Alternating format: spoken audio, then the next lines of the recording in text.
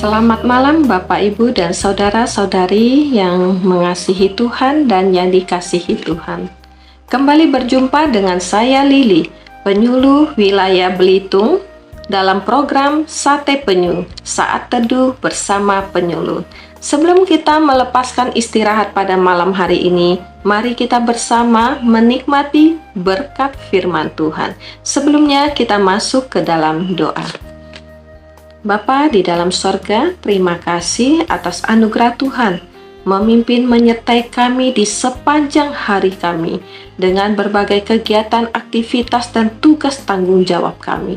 Terima kasih Tuhan Yesus, bila kami boleh pulang kembali ke rumah, kami boleh berkumpul kembali bersama dengan keluarga.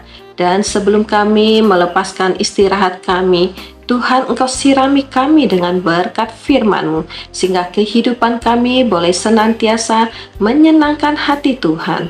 Kami berdoa bersyukur di dalam nama Tuhan Yesus. Amin.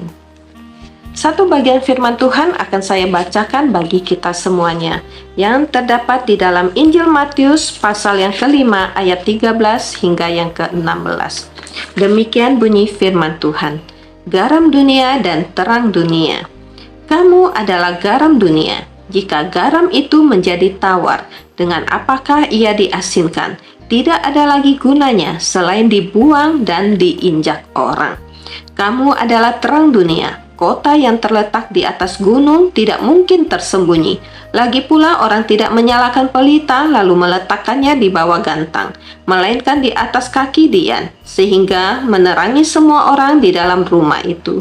Demikianlah hendaknya terangmu bercahaya di depan orang, supaya mereka melihat perbuatanmu yang baik dan memuliakan Bapamu yang di sorga.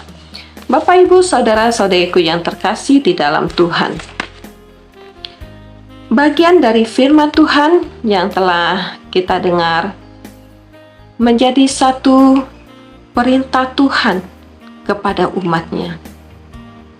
Dua kalimat yang sangat penting menjadi inti buat orang Kristen. Yang pertama, kamu adalah garam dunia. Itu terdapat di ayat yang ke-13. Ayat ke-14-nya dilanjutkan, kamu adalah terang dunia. Yesus menekankan kedua hal ini bagi umatnya karena situasi yang terjadi pada saat itu.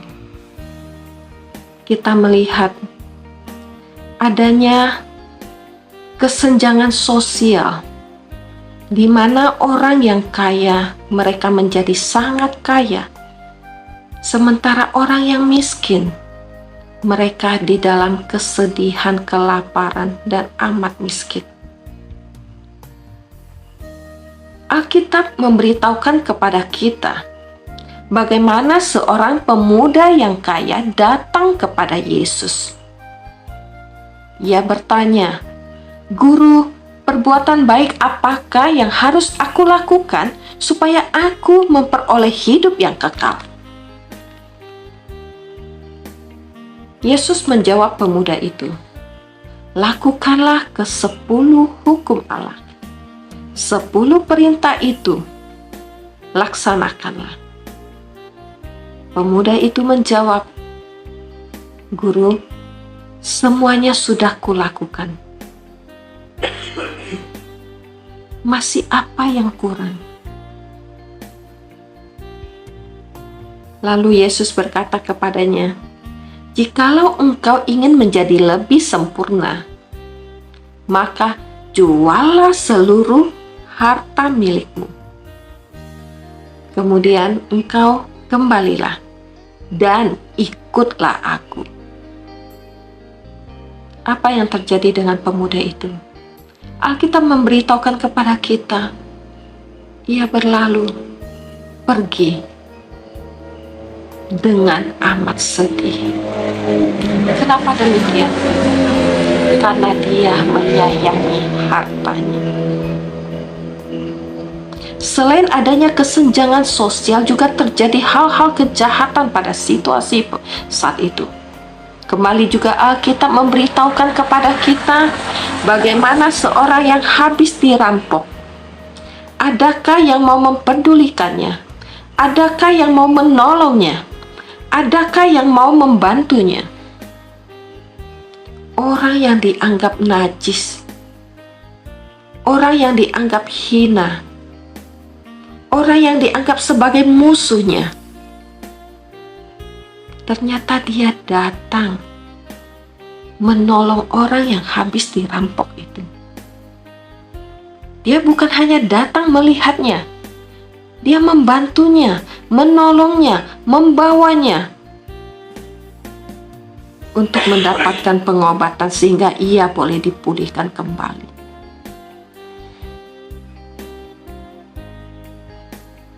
Melihat situasi yang demikian, di sini Yesus ingin mengajak umatnya, lihat kembali di mana fungsi kalian, di mana fungsi umatku. Mari kembalilah, berbaliklah untuk menjadi fungsi yang sesungguhnya. Kamu itu adalah garam dunia, kamu itu adalah terang dunia. Jikalau engkau adalah pengikutku, maka garam dan terang dunia ini menjadi inti kehidupan orang-orang Kristen atau orang-orang percaya. Kedua kalimat yang dipakai oleh Yesus sangat sederhana dan yang dikenal oleh semua orang. Garam itu berfungsi untuk membersihkan, untuk memelihara makanan dari kerusakan pembusukan. Garam juga berfungsi untuk mengawetkan dan membuat makanan itu menjadi enak. Karena garam itu mengandung sodium chloride. Karena tanpa ada sodium chloride itu, maka garam itu sudah tidak ada fungsinya lagi. Dia akan dibuang, bahkan katakan, dan diinjak orang, karena tidak ada gunanya lagi. Dan Yesus juga memakai kata benda penerang. Kamu adalah terang dunia. Di sini tidak menunjuk orang Kristen atau anak Tuhan. Itu adalah sumber penerang. Sumber penerang yang sesungguhnya itu adalah Allah. Kamu adalah terang. Kita menjadi terang. Itu karena kita dipakai oleh Allah menjadi alatnya untuk menerangi dunia ini. Kamu adalah terang dunia. Siapa yang tidak mengenal terang? Seperti lampu, benda-benda di langit, matahari, bulan, bintang. Semua benda-benda penerang ini untuk menerangi keadaan yang gelap. Sehingga kita bisa mengenali diri kita sendiri dan juga sesama kita. Bapak Ibu Saudaraku yang terkasih di dalam Tuhan. Jadi fungsi garam ini untuk mencegah pembusukan.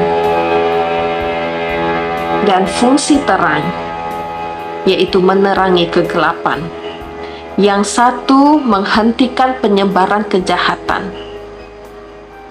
Dan yang terang untuk menyebarkan kebenaran, keindahan, kebajikan, dan hal-hal yang lain yang berbau positif. Bagaimana menerapkan fungsi garam dan terang di dalam kehidupan kita? Di ayat 16 Yesus mengatakan, perbuatanmu yang baik dan memuliakan Bapamu yang di surga.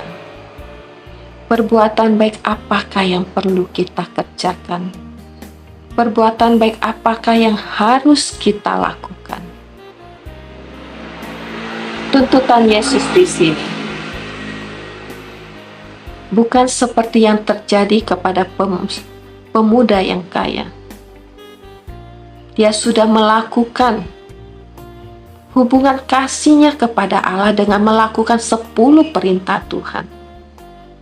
Tuhan tidak hanya menuntut kita adanya hubungan vertikal manusia dengan Allah saja, tidak stop sampai di sana. Tetapi Tuhan juga menuntut kita adanya hubungan horizontal antara manusia dengan manusia. Karena itulah menjadi hukum kasih Allah yang sempurna. Kasihilah Tuhan Allahmu dan kasihilah sesamamu manusia. Itu menjadi satu tuntutan Allah bagi orang yang percaya kepadanya. Perbuatan baik tidak hanya pada ucapan saja, pada perasaan saja, pada penglihatan saja. Jikalau kita hanya menaruh simpati kepada seseorang yang di dalam kesusahan, yang di dalam penderitaan, yang di dalam kesakitan, kita hanya merasa, wah, kasihan sekali dia. Aduh, betapa sedihnya saya melihat dia. Tidak sampai di sana saja. Tetapi ada sebuah tindakan, ada sebuah kelanjutan, ada sebuah perbuatan, yaitu empati yang harus kita kerjakan bagi orang-orang yang membutuhkan uluran tangan kita. Kenapa demikian? Saudara, tanpa perbuatan baik, Injil sulit untuk dipercaya dan Allah menjadi kurang dihormati. Tetapi ada satu kenyataan, pembuktian cinta kasih yang praktis. Itulah yang akan menyatakan kita, memberitakan kita ini sebagai orang Kristen. Sebagaimana yang dicatat di ayat 16 yang menjadi penutup bagian firman Tuhan ini. Sebab Yesus sendiri yang berkata, ketika orang lain melihat hal ini, mereka akan memuliakan Allah. Kenapa? Sebab perbuatan baik itu mewujudkan kabar baik tentang kasih Allah yang sedang kita beritakan. Amin. Kiranya kita menjadi pelaku firman. Kita tutup di dalam doa. Bapa di dalam sorga, terima kasih buat anugerah kasih-Mu. Kami boleh belajar firman-Mu, kami boleh mendengar, dan kami dipakai menjadi pelaku firman-Mu. Sebagaimana Engkau mengharapkan bahwa kami sungguh boleh berfungsi sebagai garam dan terang dunia, dapat mempengaruhi orang-orang di sekeliling kami, bahkan boleh menyelamatkan jiwa-jiwa yang di dalam kegelapan. Bapa di dalam surga, terima kasih. Kami juga mau serahkan untuk istirahat malam kami di dalam kasih dan pemeliharaan-Mu. Engkaulah yang menjauhkan kami dari segala kuasa kejahatan, kuasa kegelapan, godaan cobanya di luar sana. Kiranya esok hari kami boleh dibangunkan dengan tubuh yang sehat, kekuatan dan kesegaran yang baru, dan dengan aktivitas dan berkat Tuhan yang baru. Terima kasih Tuhan Yesus, terpuji dan termulialah nama-Mu. Di dalam nama Tuhan Yesus kami berdoa dan mengucap syukur. Haleluya. Amin. Selamat malam, selamat beristirahat. Tuhan Yesus memberkati.